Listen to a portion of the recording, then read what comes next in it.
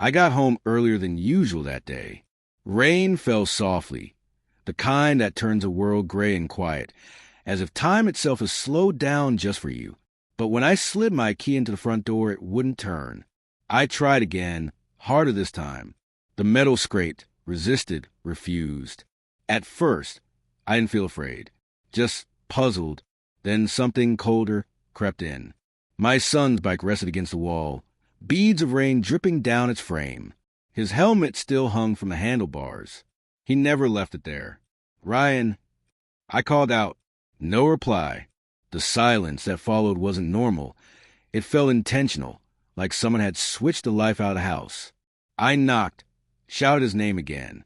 Still nothing. When the police finally forced the door open, they looked at me with that hesitant kind of pity people have right before they deliver bad news. "Sir," one of them said quietly, "you might want to sit down." But I didn't. I walked past them instead. The air inside was stale, heavy. Every room looked untouched, except the living room. 2 wine glasses sat on the table. One half full, lipstick smudged along the rim. Her perfume still lingered. She was gone. My son wasn't. He sat on the couch, eyes red, clutching a piece of paper with both hands.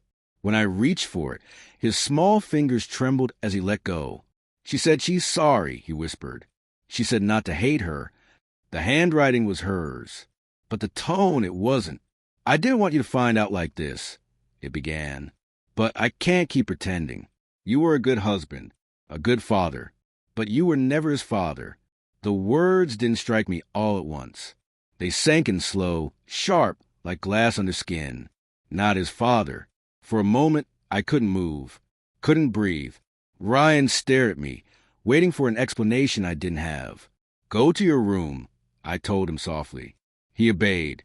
I stood there, staring at those 7 words until they blurred together. Not his father. There's a kind of pain that doesn't make you scream. It just makes you still focus, the kind that rewires you from the inside out. That night, I didn't sleep. I sat at the kitchen table under the weak yellow light, rereading that letter until every lie was burned into memory. By morning, I started digging. Phone logs, emails, bank statements. She'd been careful, but not flawless. There were regular money transfers to a name I didn't recognize. A man, a doctor. That afternoon, I drove to his clinic pretending to be a patient. He greeted me warmly, too warmly, with the easy charm of someone used to deceiving. His eyes flicked to my wedding ring, then back to mine. He didn't recognize me. But I recognized him from a photo on her phone 2 months ago. She'd said it was taken at a co-worker's retirement party.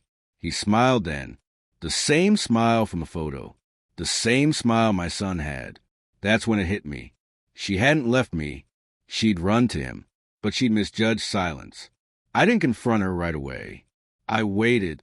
A week later, she called. Her voice was thin, rehearsed. "Is Ryan okay?" she asked. "He's fine," I said. "We both are." There was a breath of relief. Then I added, "We got the DNA results." Silence. A long, cracking silence. "I wanted to tell you," she said eventually. "No," I replied. "You wanted to hide it." She started to cry, the kind of crying that comes far too late to matter. When I hung up, I mailed a report to her new address. No note, just the document. I wanted her to open it while he was there, for both of them to read it. Let the truth speak for itself. Let it rot whatever future they were building together, the same way their lies had rotted mine. 2 days later, she showed up at my door. This time, my key turned. Hers didn't. She looked smaller than I remembered, desperate, eyes swollen. "I didn't mean for it to happen," she said. "I was lonely. You were always working." I stepped aside just enough for her to see Ryan sitting on the floor behind me, drawing quietly. "You should go," I told her. She took a step forward. "He's my son." I stopped her. "You left him starving in a house full of lies." Her mouth opened, but no words came out. "I didn't tell him," I said, "but one day he'll ask, and when he does, I'll hand him that letter." Her face crumbled, not from guilt, but from losing control. She laughed once, hollow, and walked away. It's been 6 months. Ryan doesn't mention her anymore.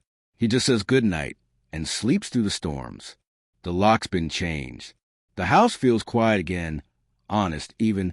Sometimes I still think about that first night. The key that wouldn't fit. It wasn't the lock that had changed. It was everything behind it. I used to believe betrayal destroys people. Now I know it only strips away the illusions that kept them blind. And when the truth finally opens the door, you realize you were never locked out. You were being set free. Thanks for watching. Don't forget to like, share, and comment. Subscribe to Cheating Stories Insight World for more powerful stories like this one.